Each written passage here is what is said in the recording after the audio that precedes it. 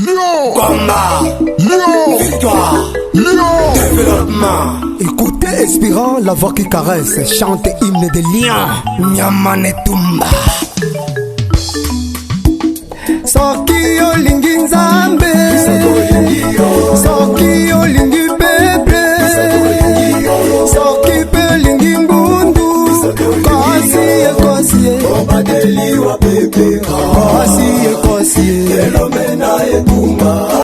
Bandeko balandi mbote pe pokwa elamu na bisika nyonso bozwami bozolanda biso na mosika pena pene oyelobeli Rebecca Modadour, animatrice principale ya émission Peuple Mokonzi. Lelo tozolobela Sijo dolobelaki yango deja mbali boso na lokota ya lifrase, tozolobela yango na lokota ya lingala comme d'habitude, tozolobela philosophie du développement, métaphysique de l'environnement, éthique de l'environnement.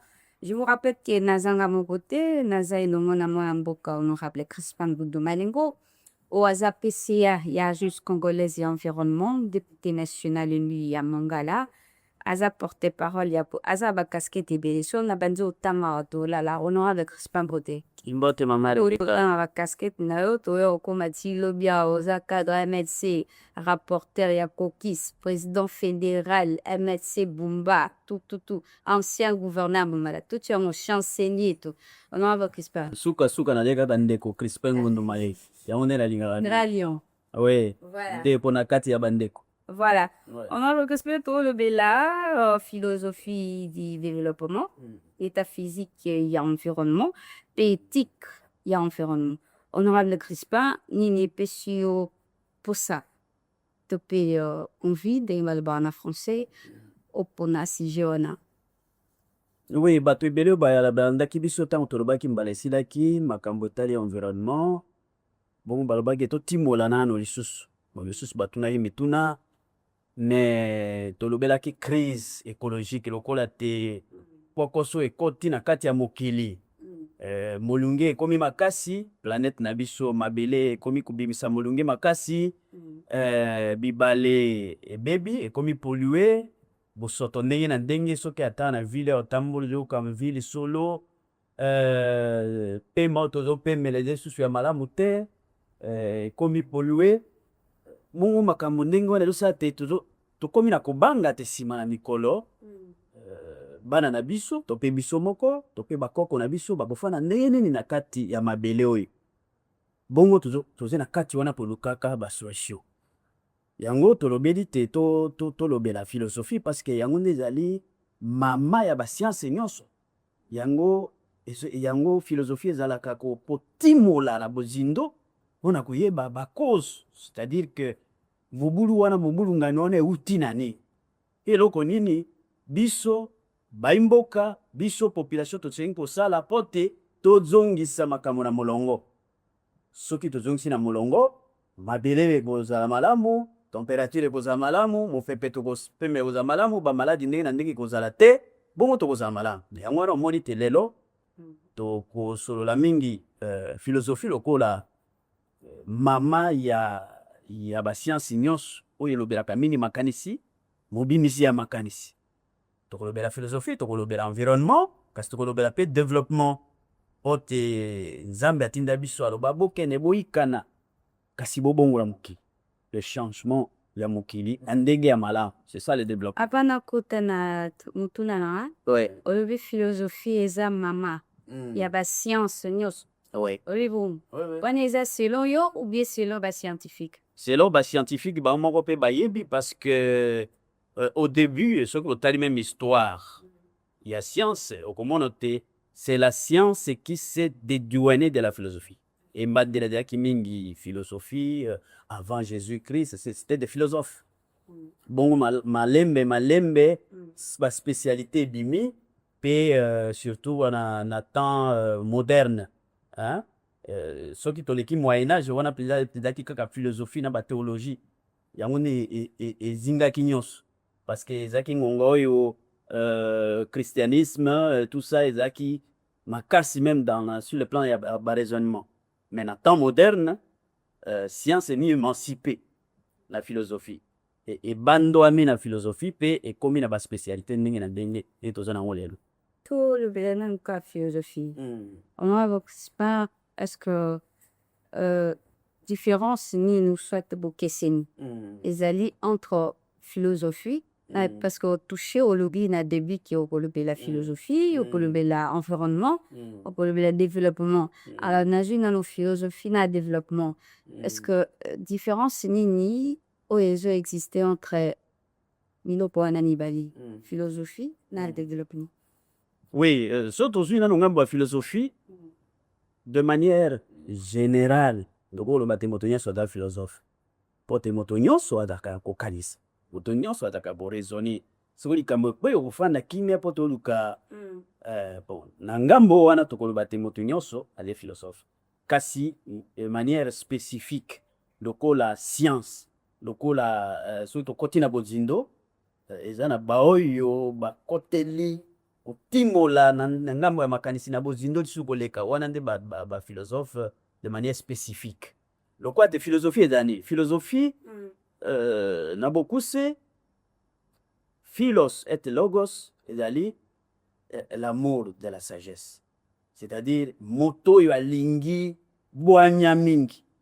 Yende philosophe. O adu timo la pota sa makamunyo so na kati ya boanya aluka yeba boanya yango nini pe azala na yango asalela yango na kati na bomo na bobimba. Yende philosophe. Philosophe pe zali oyo na makambo nyonso azoluka bosolo la vérité, la recherche de la vérité. Ye wana philosophe. Ata boze belé, mais ye amoni te bose monde yango ata bino nyonso bozi botondi. Ya amoni te awe ze noir akolobate yango ze noir. Philosophe ye wa. Philosophe pe azali moto yo azokoto na bozindo na kati na makanisi, na makambo nyonso ezingi. OK. Akokolobela mopepe, akokolobela mai, mabele, moto, ndenge lobaka. Que philosophe aza na limite te. Aza na limite te, c'est-à-dire nyonso ezingi ezali objet ya recherche. Tobenga yango la totalité du réel. C'est-à-dire que sujet ya recherche philosophique eza philosophe, moto, objet ezali nyonso ezingi akopono moko na kati na yango. Akopono sanza, ako réfléchir sur sanza, minzoto, akopono kiti, ako réfléchir sur kiti, mwinda, motu, nyama, objet, il y a recherche philosophique eza nyonso. Et puis méthode, akosala la barrière ya méthode, nini ekoki kosala te akoto na bozindo na réflexion na ye sur logo oyo ya boyi kopona. Donc voilà, na beaucoup c'est ba définition est belé hein. Chaque philosophe a une définition de la philosophie, mais na beaucoup c'est ya mwana na meki kola sabino. Honorable Crispa, toujours Martin en cas de philosophie. Est-ce que philosophie est un rôle où ils joué na RDC? Oui, mais avant de commencer, parce que tout n'a qu'une différence entre philosophie na développement, na meki ko définir philosophie. Bon, votre développement est allé etamboli un processus. Etamboli oyo ebosala te olongwa na ezaleli oyo eza ya malamu mpenza te po te okoma na ndenge ya kobikela ya malamu. C'est ça, c'est un processus. Bongo nzela wana ezalaka na suka te. Po te ntango olongwa ya okomi awa esengeli olongwa okoma awa esengeli olongwa okoma awa kino seko na seko. C'est-à-dire nzela eze molai ya développement. Ndenge tozalaki par exemple comme sou nazoloba tango nakomi na mboka na bi tango so zaki bana mikawa tomonaka tukutuku kaka moko. Moto azalaka na yango ezalaki un pasteur. Yendo azalaka na tukutuku na en tout cas na contrée wana secteur wana mobimba. Mais lelo yo moto nyonso aze presque na tukutuku velo ze sute. Mituka pe koti. Donc eli koloba te tozo tambola tozo kele liboso ata toloba poko so ezali mais tozo kende malembe kasi tozo tokokoma pe na suka te. Lokola te na kati ya makanisi ndenge wana tozo koloba te bato tobenga bango pays développé lelo baze pays développé te parce que bazokoba etamboli biso baso toze en voie de développement bongo bokeseni boze na kati moi moke bon biso pe tozo tambola. Est-ce que tozo tambola vers la même direction? Ça aussi, il faut dire. Ouais. Ou bien, moto na moto akozwa direction na ye, bino ozokende pa bokasi bokongi mosika, mais mosusu akei pe boye. Ye pe akolobaki akongi mosika. Donc, c'est ça le développement. Bongo, différence yango wana. Alors, na question autour na sima. Ce qui philosophie. Philosophie, Ils ont joué rôle. rôle na kati na makambo etali développement. Oui, Philosophie. philosophie eza na rôle à jouer. Ya liboso, philosophie ekosala te tango bozosala misala ya développement.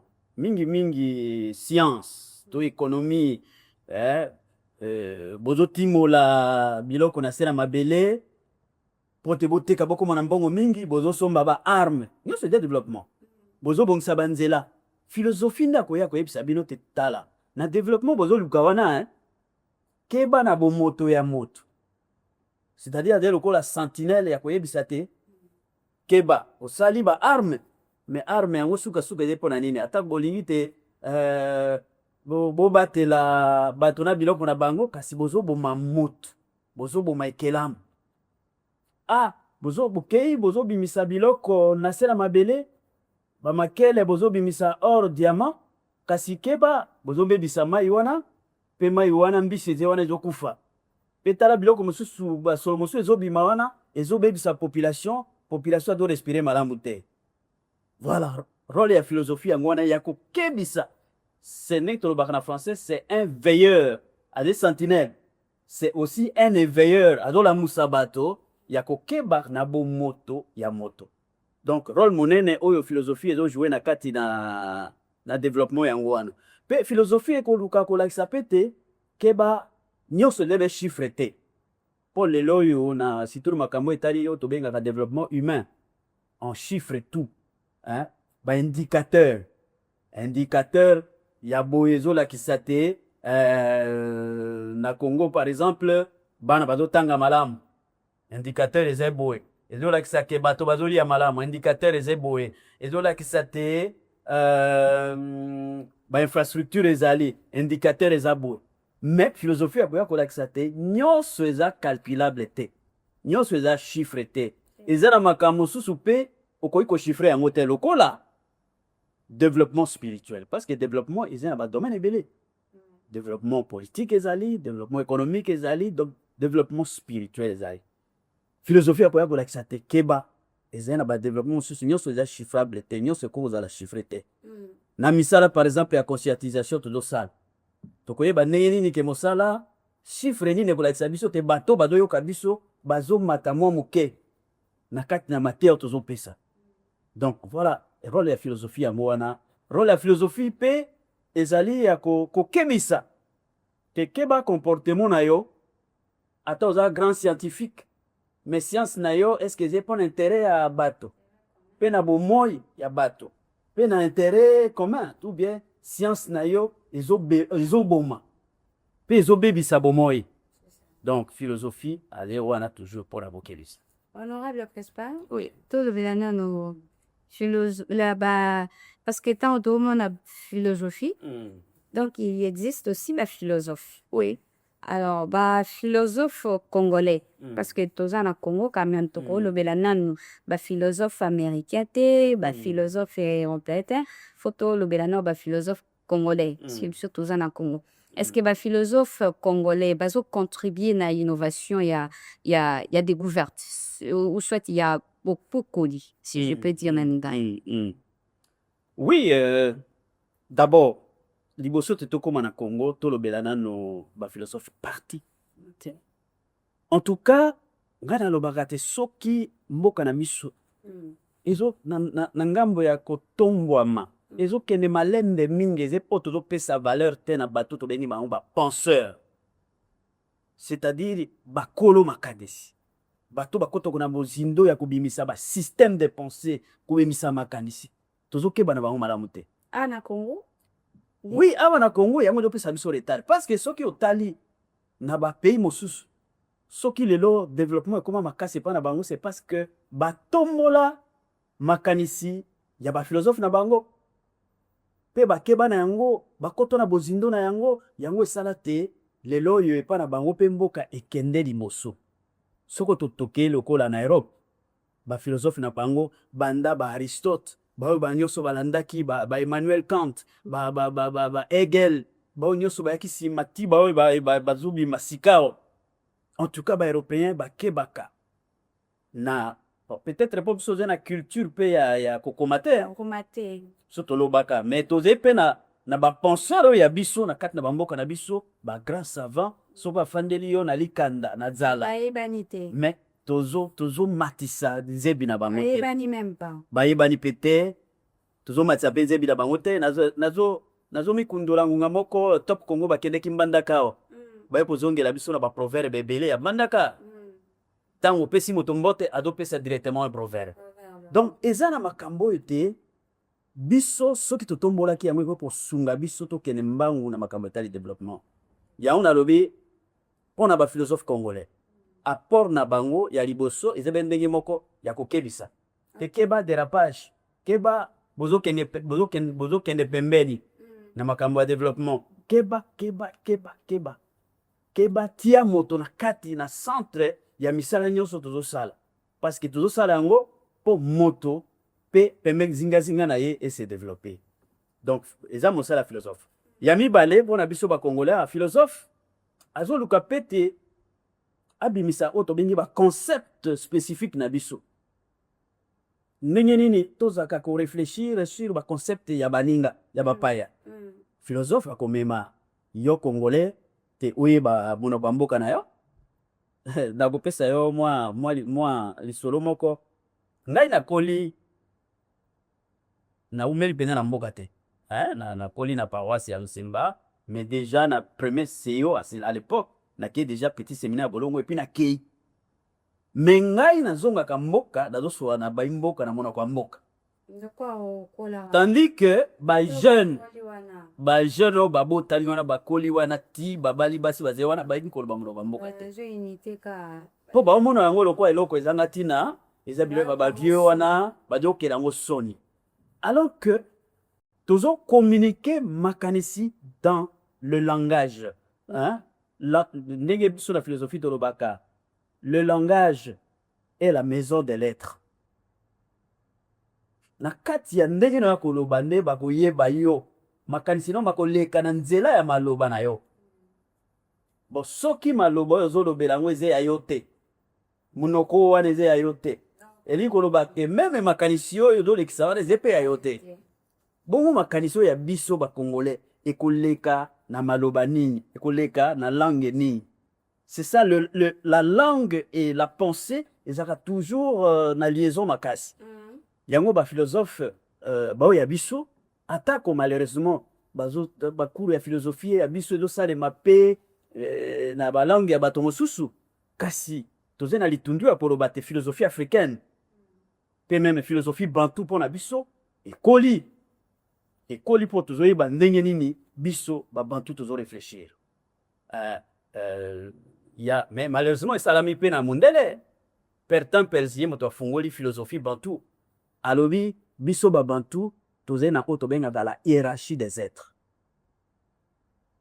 c'est-à-dire tozali na nzambe nsima na nzambe tozali na bakoko oyo basi bakende nsima nango tozali na baoyo bazali na bomoi bato mpe wana mpe bokeseni ezali nsima nango ezali banzete ezali mpe na bomoi na banyama na bandeke tout ça et puis si na suka tozali na baêtre inerte mabanga tout ça mais na kati wana bokeseni ya puissance ezali eloko na eloko ezali na nguya na yango nzambe azali na nguya emonene bakoko bazali mpe na nguya elandi nzambe moto azali mpe na nguya bon ntango nguya ezokutwa na kati na yo okoki korenforcer yango ya le renforcement de la puissance okomona toye obeli bayebisi yo kende papola poso ya nzete wana tia na mai mele okobika. C'est-à-dire que nguya na yo est diminué à travers la maladie oke kozwa koemprunter nguya ya nzete renforcer pa na yo pe obiki. Donc il y a le renforcement ya nguya na kati ya création. Et ça c'est la philosophie africaine. Non, nous avons la philosophie africaine. Ouais, la philosophie, ça c'est de la philosophie africaine. Okay. Et la philosophie bantou. Soki botami livre ya Père Tempels sur la philosophie bantou ne alobeli wana la hiérarchie des êtres. Ouais. Na sala philosophie temena oipeling. Oui. Alors, honorable Vespa, obaki ke olomela pe environnement, Oui. olomela pe philosophie. Alors, et pas na biso, ba philosophie environnementale ezali et existe pas. Oui, mais philosophie environnementale ezali et puis ebandi lelo te ebanda banda kala banda moto abandi komituna moto fandi na kati ya nature, c'est-à-dire akwei wana comme baphilosophe balobaka il est jeté dans le monde. Moto akomi na mokili mais amoni te azingami na nzete mai mopepe tout ça nyama mbisi azingami banda mokolona bandi ko réfléchir, c'est-à-dire le fait de réfléchir sur la nature c'est déjà la philosophie de l'environnement. Voilà. Et bandi na biso te et bandi na bakoko na biso ezala en Afrique bakoko na biso bazaki ko réfléchir na ndenge na bango sur nyonso bazaki komona avant que nzamba na tongo atelemi atali mwese asengi nguya pe akei kuna metango ayoki pe azobele azoloba mwa liloba la parole s'accompagne de l'acte yango monaka même banganga nzambe On ezalaki bondoki te ono. te bondoki te eloko nini yo ozobenga ndoki je ne sais pas parce que moto na moto aza na compréhension na ye ou bien na contenu azotia na kati ya terme oyo wana tobengi ndoki. Parce que bajene lelo tere bakoma obenga bakoma oqualifie culture bungiki bondoki. Non nakanisi mbala ya nsima tokolobela spiritualité de l'environnement nazo annonce yango déjà des thèmes oyo tokosola o mbala ya nsima mais yeba te moto nyonso azali na une partie invisible oyo ezofonctionne na kati na ye moto nyonso mais moto na moto ayebi ndenge azofaire fonctionner yango une partie qu'on ne voit pas yango bamisusu ntango mpe banganga nzambe basalaka biso baloba biyebi mononoko na biyebi mononoko te na kati na mokili nyonso wana ezali nde toza na yo boye na distance oyo même sur le plan scientifique il y a beaucoup de choses ici. Okay. Soki ozwi microscope otie yango awa bakodécouvrir te awa eza na babiloko mosusu oyo eza entre biso bon wana ezali sur le plan physique mais so okei au-delà eza na makambo eza entre biso awa il y a des esprits qui sont là. Non, c'est ça qui malheureusement oyo ezokisa biso nsima. Voilà. La magie en fait c'est tout ce qui est au-delà du normal. C'est ça. Tango puisque opposé la question wana tango Moïse azalaki liboso ya Pharaon pour démontrer puissance ya Nzambe azwi nzete na ya bwaki ekomi nyoka te. Kasi Pharaon ayebisi mpe boyo ya seki abi bino mpe ale bango mpe misi nyoka te. C'est de la magie, non? Mais Moïse est là. Voilà, mais c'est-à-dire que le fait que démonstration il y a eloko ezali normalité. C'est ça la magie. Mais c'est la magie divine. Disons ça comme ça. Ah voilà. Ah voilà. Alors voilà. Donc pour dire que tozoluka spiritualité na tolobela mbala ya sima philosophie environnement esi ebanda kala. Ebanda kala sima wana même na soki totali na philosophie grecque na début vraiment tango bamitunaki na ebandela nyonso nini ezali bato mosusu babi o mai ebandela nyonso mai bathalès de Milet banaximandre banaxime moto moto opesa oyo aye réponse mosusu alobi te ebandela nyonso na katikati ya nyonso lipoke imenoni nyonso eza mopepe mosusu non c'est des changements yango nde eza. Donc pour dire que bato wana déjà ko réfléchir sur yango sur environnement sur nature et soki kuna te ti pene na biso awa même ba philosophe africain basé ko réfléchir sur l'environnement. Donc c'est ça la philosophie de l'environnement. Honorable, en dehors il y a philosophie environnementale. Il existe aussi d'autres philosophies. Oui, philosophie en général parce que wana ezali branche ya philosophie. Philosophie environnement ezali branche ya philosophie. Philosophie politique ezali par exemple. Philosophie morale ezali. Wana Philippe totala makambo éthique, métaphysique ezali. Donc ba branche eza ebele. Mais na kati ya philosophie de l'environnement ba courant pe ezali. Voilà. Le courant ya philosophie ya environnement. Na kati wana courant ya liboso ezali métaphysique ya environnement. Tolombelaki yango mingi la fois passée. Sima nango ezali éthique ya environnement. Ezali pe un courant. Ezali pe na courant oyo tobengi écoféminisme. C'est-à-dire que bato tala domination oyo moto azali nango sur mwasi. Est-ce que ezali na parallélisme? Est-ce que ezali ndenge moko wana domination moto azali nango sur la nature? Parce que mingi tobebisi po tozomikaisaka biso nde bato esengi togere nyonso nde pembeni na biso. Okata zamba, tobebisa mai, toboma nyama, toboma mbisi. Yango esali te lelo mobulu ekoti na kati ya écosystème. Est-ce que rapport ezali autre domination mobile azalaka nango likolo na mwasi na domination wana? C'est ça l'écoféminisme. Il y a l'écothéologie, c'est-à-dire ndenge nini bonzambe na kati ya environnement. Yango tokotela un peu moins moke ntango toloba spiritualité environnement la fois prochaine. Donc ba branche eza ebele na kati ya philosophie environnement. Honorable Crispin, urgence nini planétaire. Invité planète ici na urgence planétaire nelo et politique nini ya po utiliser pour na ko résoudre problème. Oui. Bon, mokili ezena pokoso. Photo yeba yango planète biso tobenga mokili planète Terre. Ah mingi tozolobela planète Terre. Mokili na biso mabele esika biso tofandi. Parce que mikili mosusu ezali, sanza ezali, minzoto ezali, ndenge na ndenge, mwesi ezali. Mais biso tozolobela planète Terre esika bomoi oyo ya biso ezali, bato bazali banyama, mbisi, tout ça. Eze na kokoso tolobelaka yango na mbala esilaki oyo tobengi yango crise écologique. Eze kokoso monene oyo te mabele ezochauffe, réchauffement climatique, kochauffe wana esala te banyama mosusu ekokufa. Oui, mais c'est na température wana te, baglace ezofondre na kati na bibale, chaleur wana ezobimisa bamaladi ndenge na ndenge, bakanicule, bato bazokufa.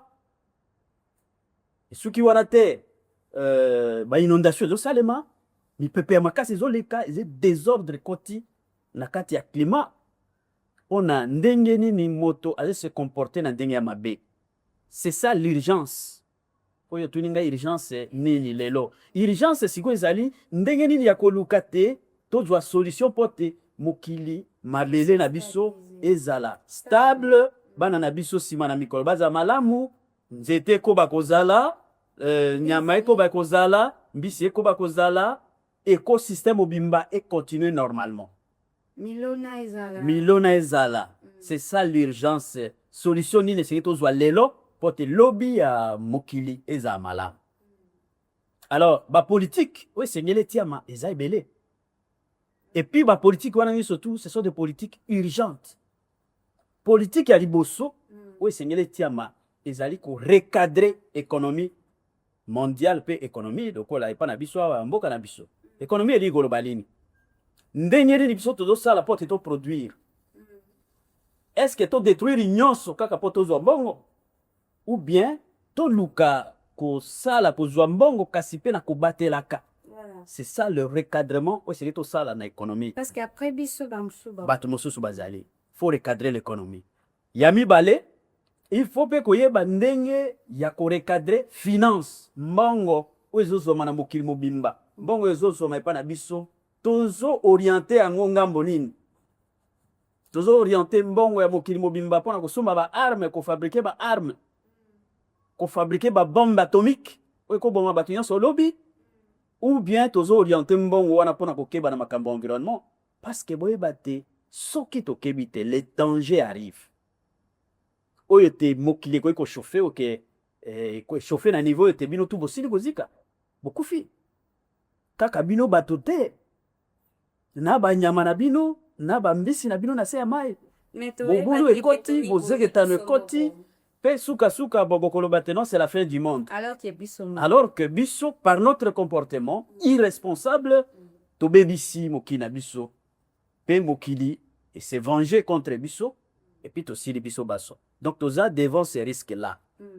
Donc parmi ba priorité il y a gouvernement et seigneur teloko ba renouer do salemaka ba COP 26 COP boye ba signature et salema ya solo pe bato ba mi engagé ya solo ndenge boyokaka pollueur payeur, c'est-à-dire moto ya obebisa mingi afuta pe bambongo ebele pote mbongo wana esunga ya kobatela zamba pote zamba ndenge te kosala te epesa équilibre wana pe toyeba pe ke to engager jeunesse na kati ya débat wana parce que zali likambo ezo concerner pe mingi bango na bana na bango biso tozokende mais totikela bana te mokili aussi tobebisi parce que ndenge toze wana même na ndenge tozo exploiter na se ya mabele ndenge natangi quelque part 20% tozo exploiter 80% ya biloko eza na se ya mabele pe na vitesse oyo te biloko mosusu eza wana ntango tozo exploiter koya lisusu te eza épuisable mais mosusu ezali ezomi renouveler malembe tozwa exemple ya nzete banzete mosusu ezosala plus de 400 ans po te koma monene ndenge ekomi wana yo okati yango mpe ozokata yango ebele ezokende mais ekokoma oyo ya mike wana ekokoma ndenge wana nsima ya mbula boni wana biso baso tozali te. Donc il faut vraiment rigueur na ndenge ya exploitation pembeni na biso toboyi te koexploiter mais il faut exploiter rationnellement, il faut respecter nini nyonso ezingi biso eza na se ya mabele ezala banzete ezala mai pote bana na biso lobi ba vivre malade. Comme on a exploitation, pour le bélamour vraiment parce que oui, beaucoup de gens basent le bélamour ma casse. C'est vraiment tout un sujet, surtout dans un PCA et ACE. Ouais. Ils ont mon père entreprise, il y a un ministère environnement. Et c'est vraiment le bélamour na muzindo. Et na ko laki sabato, indekeni nezosema. Alors honorable Cosparto qui est déjà na chute, il y a une mission d'action. Maintenant, c'est la haute des questions parce que on a déjà épousé. Oui. Naina tuna message na yo ezanini on a gouvernement congolais concernant ba philosophe napso. Parce que il y a autant de philosophes na RDC na menga bena vivante. Ba humanité prise en charge zate baza bloqué. Pour exploiter ma pensée na bango. Donc pour mettre en place ma pensée na bango. Tozo consommer ma pensée na bango te. Alors message na yo ezala nini pour na eloko wana surtout biyomo oposa philosophe. Et d'aider tout côté na politique pour l'émission. To qui na province na ya Mbala to yo ki mo ba déclaration e bene. Toki déclaration il y a Bino Caucus baleleki toki déclaration intervention il y a toki déclaration il y a ba député provincial si on peut dire s'attaquer na bin na caucus et toyoka intervention il y a vice gouverneur o azolo ba polele mutuna ni azo bloqué parce que ba réhabilitaka après Azongi, mais apparemment, il y a un groupe de gens, soit une personne ou à s'opposer, la décision est court. Fait Azoni mate mumbala izala na stabilité. Depuis susu, toyoki subino kokisi, toyoki bino lo na tongo, na top Congo. Yo lo quoi notable, na kobe nga yo notable mumbala, et surtout qui osa rapporter pe, ya kokisi, ya ba élu. Il y a province ya Mongala. Nilobana yo ezali. Merci maman bona mituna mibale otuningai na kobana mutuna ya liboso oyo ya ba philosophe to ba penseur en général to ba chercheur en général. Eloko to kosenga na gouvernement congolais ezali ya opesa valeur na makanisi parce que likanisi nde moto botaka mbuma. Soki likanisi eza te soki mpe baoyo babimisaka makanisi baza te mboka ekufi. Parce que avant eloko emonana na miso faut ebanda na niveau ya likanisi. Peut-être baboya parce que makanisi wana eza ya bien te bamonake Non. ma philosophe Un bon philosophe, ça bien te. un bon philosophe abobimisa kaka makanisi ya malamu. Okay. Parce que la philosophie wana ekoyebisa biso que il faut makanisi na yo ezala na utilité personnelle te. Donc un bon philosophe abobimisa makanisi nde mpona intérêt ya bato baso pote mboka ekende liboso. Philosophe bazali mais bazomilela mwa mingi parce que pote moto produire pensée il faut azana ba condition ya production ya pensée. Lokola te pote moto a découvrir po yo lobi eske bazo découvrir. Ko découvrir likolo ba komono eloko eze déjà. C'est ça découvrir. Hein? Lokola te eze na biloko makambo ya minene o déjà ezali. Mais do senga te yo ya omona. Esika bato ebele bazoleka bazomona te. Yo oya omona. Po yo omona, faut miso neza kufungwa. Mais il faut za la paix na condition ekosala ekotia yo ke omona. Et puis c'est surtout condition ya kimia.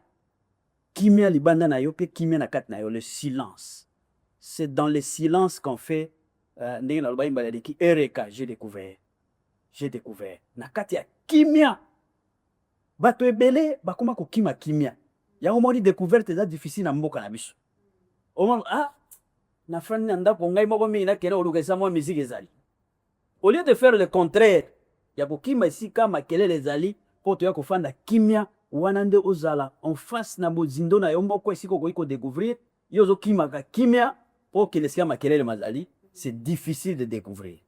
Donc na beaucoup sengambo wana tokia bandeko na condition ya kimia na butu ozolala te makelele miziki ndembo losambo makelele na butu makelele na moyo ngonga nini moto akofana kimia pour découvrir pour faire des recherches ezemo basi donc batia biso batia ba philosophe na condition wana ya mibale ba honorer makanisi ozouta et pas ba chercheur pas ba philosophe et pas ba penseur tombola ya mo ikanisi ya malamu découverte ya malamu ezala bande ko imbele bazo découvrir ba kisi pe ya malamu pona santé mais publicité na weza te tout ça la plus publicité ya biloko ezouta et pas ba chinois ezouta pembeni mais oya biso moko. Moi je me souviens na opes exemple na mboka na ngai kuna j'ai fait beaucoup de centres médicaux hein toza lelo to komi na 13 où ils ont fonctionné. Bon eza na tata moko a des spécialistes pona mikuwa seul moto abukani bokei na ye pa ya papa wana ata bokei na ba mapita na bino ya minene ezimbi te boye na ye pa papa wana soki botonga te etongamaki mapia kobuka ngo lisusu pe akangi kaka bakasa moko bwa simbi azo maseka na maboko na ye wana et puis baso bayebi ke wana da spécialiste ya mikuwa. Pourquoi est-ce que tu ko matisa zebi ya ndenge wana teke to mema to ba mema ye pouvoir public et matisa boyebi na ye et puis à transmettre yango tikala te eloko ya ye moko po lobi akokufa à transmettre yango savoir wana pote esunga bato lobi. Ça ce n'est qu'un exemple mais par exemple eza ebele ya bato oyo baze na ba découverte ya ndenge na ba domaine nyonso eseneli to matisa yango culture na mboka na biso emata pote mboka oyo ya biso pe parce que lelo ezali rendez-vous à donner de recevoir biso tozo ya bapaya biso pe to peso ya biso o biso to découvrir kende pe na États-Unis kende na France kende ba découvrir que ça c'est made in Congo oyo uti na Congo yango c'est ça. Alors na motuna ya mibale concernant province na biso ya Mongala eloko ya liboso ete bato babanga te soki mwa makelele makoki kozala parce que sika bato mibale misato bafandi mwa botuta libozangaka te et cela est normal mais ce qui n'est pas normal eze ya koluka koboya koluka solution parce que sika bakumu bafandi mosala bakumu ezende ya koluka solution sika mwa makambo mazali na libota pote libota ekoba kotambola na kimia mosala ya bakumu yango wana mais koboya conseil koboya toli ya kimia c'est ce qui n'est pas normal. Na kati ya ba province nyonso eza na 3 catégories ya bato ndenge ya bato misato. Catégorie ya liboso eza bato oyo balingi kimia ezala respect ya mibeko mboka ekende liboso développement esalema bato ndenge wana bazali. Groupe ya mibale ezali bato oyo balingi kimia te po kimia ekosala te bango balia te. Il faut mozeketa na mozala usu ekoto po te bango na kati wana baya mine bami engraissé bazwa bakoma mafuta matama evimba mabumu evimba na kati na loyenge wada bato ndenge wana bazali. Groupe ya misato ezali ba caméléon ba Laïwana position. akenga mboyo azolakisa na bino azoloba lokola te alingi kimia ezala azepe ngambo mosusu azoluka ndenge nini azwa mwa mbongo boye tout ça. Et 3 groupes wana nde bazotia province ba province presque nyonso ezebe kaya mongala te na mobulu. Alors biso caucus na des rapporteurs ya caucus position na biso iske mwana oyo anyokwamaka mingi azwaka mpe mayele ti mongala enyokwami mingi banda démembrement gouverneur moko te asisa mandat ngai kutu nasali kaka 1 année 8 mois epuis makambo nyonso eutaka kaka awa. Est-ce que ntango nzambe atomboli yo apesi yo pouvoir apesi yo mbongo c'est pour une mission non? Bomoi na biso ya mokili oyo eza mokuse salela yango mpona bolamu ya bandeko mbongo na yo pouvoir na yo salela yango po te province na yo ekende liboso tia yango po te province ekende liboso olie ya kotia yango mpona kopanza bato mpona kobebisa développement ya mboka yango biso caucus toloba te mbala oyo province na biso esala 5 ans ya mandat na yango me na kati ya bomoko lokwa te likambo sobo yenga mboyo biso tokotelema te tolingi likambo te toyokanaka bongo te eyeli gouverneur tokotelema eyeli vice gouverneur tokotelema eyeli assemblée ono bakanga assemblée tokotelema toloba te botika bainstitution provinciale etravaille na kati ya harmonie ote mbongo liekendeke kokobomaka moto mbongo esala nde misala ata mwa cantonage ata mwa boye ote mboka ekende liboso e bato basala mosala na bango assemblée provinciale asala mosala na bango ya contrôle ya baedi gouvernement asala mosala na ye bongo na bongo société civile basala mosala na bango yango nde kosala te mboka ekende liboso. Voilà globalement soko ozoyo kaka badéclaration ezobima soko olandi oyo ya biso badepute ezebe toli badepute nationaux na basénateur ezali kaka toli ya kimia toze na besoin ya kimia. On ne veut pas des explications pour nango te kimia ezali me nde biso tolingi boye te so tolingi kimia moko général o de mboka ekende liboso. Merci Voilà. beaucoup, honorable Crispin. To limi de cette émission. Ouais. Mon alors la souka. Après to 4 émissions. Oui. Mais les mingi.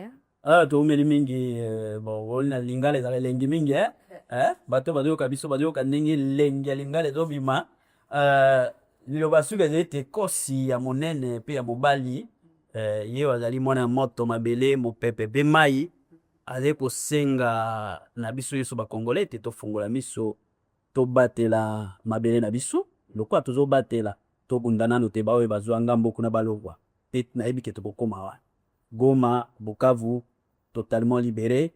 Congo, mabele na biso. Eza, to batela yango pe ebeba te. To batela zamba na biso, banyama na biso, nyama lokola okapi, spécialité ya RDC. Faut batela ma. Écosystème mobimba, ya mboka na biso batela ma. ACE, bandeko na ngai, asala mosala na bango ya contrôle pour na ba impact négatif tout ça. Ezala te, bato baza malamu, environnement ezala malamu. Pote lobi bana na biso ba hérité mboka ya malamu totikela bango efaka ya mboka te totikela bango mboka oyo eze malamu bango basepela te baboti na biso batikeli biso mboka malamu. Merci beaucoup, honorable Crispin. Merci de mon arrepande sur la justice pour faire l'induction. Tout ce qui nous a beaucoup honorable Crispin, comme du Malingo, ou à PCA Agence Congolaise de l'Environnement. Azal député national, Eli Mangala, à l'objet qui m'a embêté environnement, développement, philosophie. Voilà, Hollandier a touché point à Mangala. On se retrouve à Nicolas Apoya, na même heure. Au revoir. Combat, victoire. Développement. Écoutez Espérant, la voix qui caresse, chante hymne de lion. Nyamane tumba.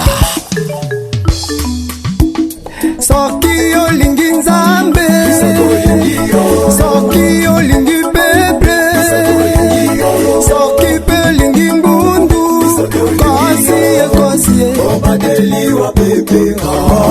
ekosie.